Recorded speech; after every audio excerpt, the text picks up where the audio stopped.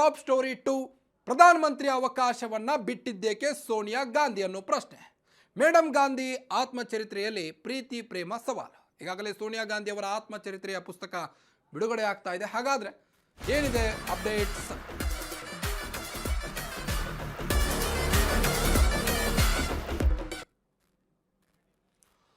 ನೋಡಿ, Sonia A journey of love ಅನ್ನೋ ಒಂದು ಬುಕ್ ರಿಲೀಸ್ ಆಗ್ತಾ ಇದೆ. ಇದರಲ್ಲಿ ಸೋನಿಯಾ ಗಾಂಧಿಯವರ ಕುರಿತು ಅವರ ಆತ್ಮಕಥನ, ಅವರು ಯಾವ ರೀತಿ ಜೀವಿಸಿದ್ರು, ಯಾವ ರೀತಿ ದೊಡ್ಡ ವ್ಯಕ್ತಿಯಾದರು ಅನ್ನೋದ್ರ ಬಗ್ಗೆ ಸೋನಿಯಾ ಗಾಂಧಿಯವರ ಸಂಪೂರ್ಣ ಜೀವನದ ಒಂದು ಆತ್ಮಕಥನ ಬುಕ್ ರಿಲೀಸ್ ಆಗಲಿದೆ.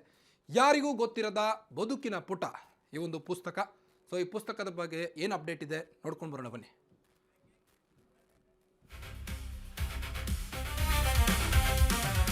ಸೋನಿಯಾ ಗಾಂಧಿ ಆತ್ಮಕಥನದಲ್ಲಿ ಏನಿದೆ? ಹಲವರ ಪ್ರಶ್ನೆ ಈಗ. ಯಾರಿಗೂ ಗೊತ್ತಿರದ ಬದುಕಿನ ಪುಟವನ್ನ ತೆರೆದಿಟ್ಟಿದ್ದಾರ ಹಾಗಾದ್ರೆ ಸೋನಿಯಾ ಗಾಂಧಿ ಅನ್ನೋದು ಸದ್ಯಕ್ಕೆ ಕುತೂಹಲ. ನೋವು, ನಷ್ಟ, ಅಪಮಾನ, ಆರೋಪಕ್ಕೆ ಸೋನಿಯಾ ಗಾಂಧಿ ಕೊಟ್ಟ ಉತ್ತರವೇನು? ಹೇಗಿರಲಿದೆ ಕಾಂಗ್ರೆಸ್ ಅಧಿನಾಯಕಿ ಕಣ್ಣುಗಳಲ್ಲಿ ಕಂಡಂತ ಭಾರತ? ನೋವನ್ನೇ ಉಸಿರಾಡಿದಂತ ಕೈ ನಾಯಕಿ ಎದುರಿಸಿದಂತ ಸಂಕಷ್ಟಗಳೇನು ಹಾಗಾದ್ರೆ ಲೈಫ್ನಲ್ಲಿ? 544 ಪುಟಗಳ ಆತ್ಮಚರಿತ್ರೆಯ ಪುಸ್ತಕ ಇದಾಗಿದೆ. Belonging a journey of love, Sonia ಆತ್ಮಕಥನದ ಈ ಒಂದು ಪುಸ್ತಕದ ಹೆಸರು. ಆತ್ಮಕಥನದಲ್ಲಿ ಏನಿದೆ? ಸೋನಿಯಾ ಬದುಕಿನ ಸುದೀರ್ಘ ಜರ್ನಿ ಇದರಲ್ಲಿ ಇರಲಿದೆಯಾ? ಹೊರಬರಲಿವೆ ಪ್ರತಿಷ್ಠಿತ ಗಾಂಧಿ ಕುಟುಂಬದ ಒಳಗಿನ ಕಥೆಗಳು ಅನ್ನೋದು ಸದ್ಯಕ್ಕೆ ಕುತೂಹಲ. ರಾಷ್ಟ್ರ ರಾಜಕಾರಣದಲ್ಲಿ ಸಂಚಲನ ಸೃಷ್ಟಿಸಲಿದೆ ಈ ಒಂದು ಆತ್ಮಕಥನ. ನವೆಂಬರ್ 10ಕ್ಕೆ belonging a journey of love ಅನ್ನೋ ಪುಸ್ತಕ ಬಿಡುಗಡೆಯಾಗುತ್ತೆ. ಹಾಗಾದರೆ ಸೋನಿಯಾ ಗಾಂಧಿ ಆತ್ಮಕಥನದಲ್ಲಿ ಏನೆಲ್ಲ ಇದೆ ಅನ್ನೋದ್ರ ಬಗ್ಗೆ ಈಗಾಗಲೇ ನಾನು ನಿಮಗೆ ತಿಳಿಸಿದೆ. ಹಾಗಾದರೆ ಸೋನಿಯಾ ಗಾಂಧಿಯವರು ಯಾಕೆ ಪ್ರಧಾನಮಂತ್ರಿ ಆಗಲಿಲ್ಲ, ಯಾಕೆ ಪ್ರಧಾನಮಂತ್ರಿ ಒಂದು ಸೀಟ್ಗೆ ಗುದ್ದಾಡಲಿಲ್ಲ ಸೋನಿಯಾ ಗಾಂಧಿಯವರು ಅನ್ನೋದು ಈ ಒಂದು ಆತ್ಮಕಥನದ ಪುಸ್ತಕದಲ್ಲಿದೆ ಅಂತೆ. ಸೊ 544 ಪುಟಗಳ ಆತ್ಮಕಥನದ ಪುಸ್ತಕ ಇದಾಗಿದೆ. ಸೊ ಈ ಪುಸ್ತಕದ ಕುರಿತು ಈಗಾಗಲೇ ನಾನು ನಿಮ್ಮ ಮುಂದೆ ತಿಳಿಸಿದ್ದೇನೆ. ಯಾರಿಗೂ ಗೊತ್ತಿರದಂಥ ಬದುಕಿನ ಪುಟ ಇದು. 524 ಪುಟಗಳ ಈ ಒಂದು ಪುಸ್ತಕವನ್ನು ಇದೇ ನವೆಂಬರ್ನಲ್ಲಿ ಬಿಡುಗಡೆ ಮಾಡಲಾಗುತ್ತಂತೆ. ಹಾಗಾದರೆ ಕಾಂಗ್ರೆಸ್ನ ಅಧಿನಾಯಕಿ ಸೋನಿಯಾ ಗಾಂಧಿಯವರು ಒಂದು ಕಡೆ ರಾಜಕೀಯದಿಂದ ಆ್ಯಕ್ಟಿವ್ ಆಗಿಲ್ಲ, ಆದರೂ ಸಹಿತ ಅವರ ಒಂದು ಆತ್ಮಕಥನದ ಪುಸ್ತಕ ಈಗ ರಿಲೀಸ್ ಆಗ್ತಾ ಇದೆ. ಈಗ ಸೋನಿಯಾ ಗಾಂಧಿ ಯಾರಿಗೂ ಗೊತ್ತಿರದಂಥ, ಸೋನಿಯಾ ಗಾಂಧಿಯವರ ಲೈಫ್ನಲ್ಲಿ ಏನಾಯಿತು ಅನ್ನೋದು ಯಾರಿಗೂ ಗೊತ್ತಿರದಂಥ ಬದುಕಿನ ಪುಟಗಳ ಹಿಂದೆ ಏನಿದೆ ಅನ್ನೋದನ್ನು ನಾನೀಗಾಗಲೇ ತಿಳಿಸ್ತಿದ್ದೇನೆ.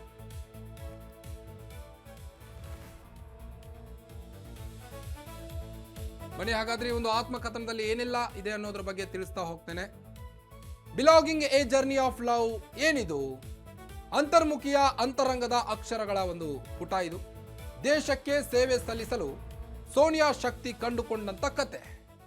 Belonging a journey of love, Sonia ಅಂತರಾಳ. 1965ರಿಂದ ಆರಂಭವಾಗಲಿದೆ ಸೋನಿಯಾ ಆತ್ಮಕಥನ. ಕೇಂಬ್ರಿಡ್ಜ್ ನಲ್ಲಿದ್ದಾಗ ಸೋನಿಯಾಗೆ 19 ವರ್ಷ ವಯಸ್ಸು. ಇಟಲಿಯಲ್ಲಿದ್ದರು. ಕೇಂಬ್ರಿಡ್ಜ್ನಲ್ಲಿ ರಾಜೀವ್ ಗಾಂಧಿ ಜೊತೆಗೆ ಪ್ರೀತಿ ಆಯಿತು, ಪ್ರೇಮಾಂಕುರವಾಯಿತು. ಅದಾದ ನಂತರದಲ್ಲಿ ಸೋನಿಯಾ ಗಾಂಧಿಯವರು ಭಾರತಕ್ಕೆ ಬಂದರು. ಗಾಂಧಿ ಕುಟುಂಬದ ಸೊಸೆಯಾಗಿ ಭಾರತಕ್ಕೆ ಆಗಮಿಸಿದರು. ಭಾರತೀಯರು ಕೂಡ ಇವರನ್ನ ಸ್ವಾಗತ ಮಾಡಿಕೊಂಡ್ರು. ಅಸಾಧಾರಣ ಅತ್ತೆ ಇಂದಿರಾ ಗಾಂಧಿಯವರ ಪರಿಚಯವಾಯಿತು. ಹಿಂದಿ ಭಾಷೆಯನ್ನ ಕಲಿಯಲು ಆ ದಿನಗಳು ಆರಂಭಿಸಿದವು. ಮೂಲತಃ ಇಟಲಿಯವರಾಗಿದ್ದಂಥ ಇವರು ಹಿಂದಿ ಭಾಷೆಯಲ್ಲಿ ಅಷ್ಟೊಂದು ಪ್ರಾವೀಣ್ಯತೆಯನ್ನು ಪಡೆದಿರಲಿಲ್ಲ. ಅದಾದ ನಂತರದಲ್ಲಿ ಭಾರತಕ್ಕೆ ಬಂದ ನಂತರದಲ್ಲಿ ಹಿಂದಿಯನ್ನು ಕಲೀಲಿಕ್ಕೆ ಸ್ಟಾರ್ಟ್ ಮಾಡಿದರು. ಆತ್ಮಚರಿತ್ರೆ ಹೆಸರಿನಲ್ಲಿ ದೇಶದ ಬಗೆಗಿರುವಂಥ ಪ್ರೀತಿ ಗೌರವವನ್ನು ತೋರಿಸಿದರು.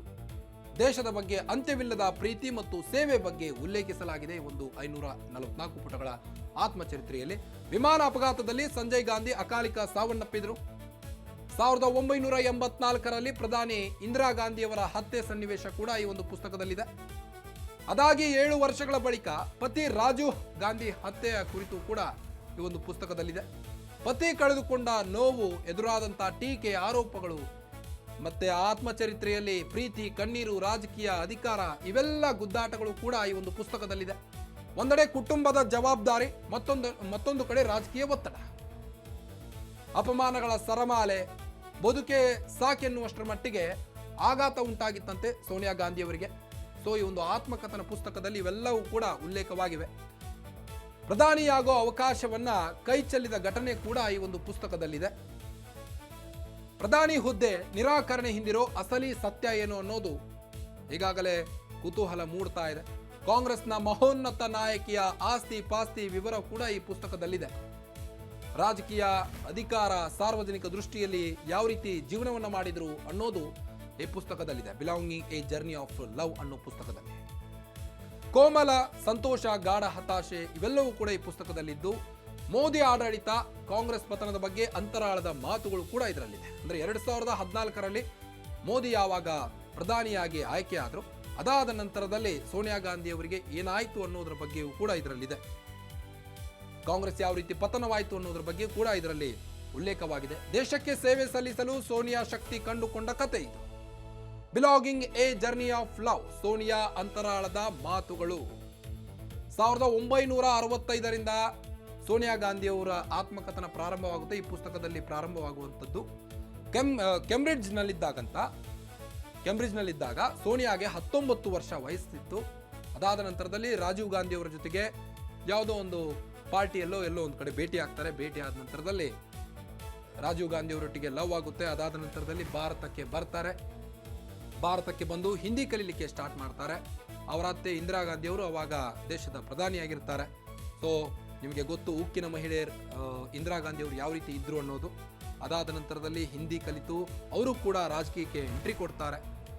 ನಂತರ 2014ಕ್ಕೆ ಕಾಂಗ್ರೆಸ್ ಸಂಪೂರ್ಣ ಪತನವಾಗುತ್ತೆ ಈ ಒಂದು ದೇಶದಲ್ಲಿ. ಅದಾದ ನಂತರದಲ್ಲಿ ಅದರ ಒಂದು ನೋವುಗಳು ಕೂಡ, ಕಾಂಗ್ರೆಸ್ ಸರ್ಕಾರ ಯಾವ ರೀತಿ ಪತನ ಆಯಿತು ಅನ್ನೋದು ಕೂಡ ಈ ಒಂದು belonging a journey of love ಒಂದು ಪುಸ್ತಕದಲ್ಲಿದೆ.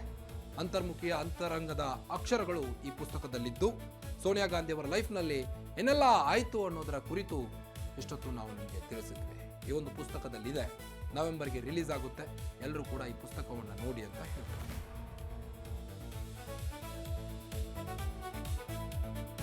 ಸೊ ಮತ್ತೊಂದು ಸುದ್ದಿ ಏನಪ್ಪಾ ಅಂದ್ರೆ, ಈ ಒಂದು ಪುಸ್ತಕದಲ್ಲಿ ಮತ್ತೆ ಕೆಲವೊಂದಿಷ್ಟು ಅಕ್ಷರಗಳು ಉಲ್ಲೇಖವಾಗಿವೆ.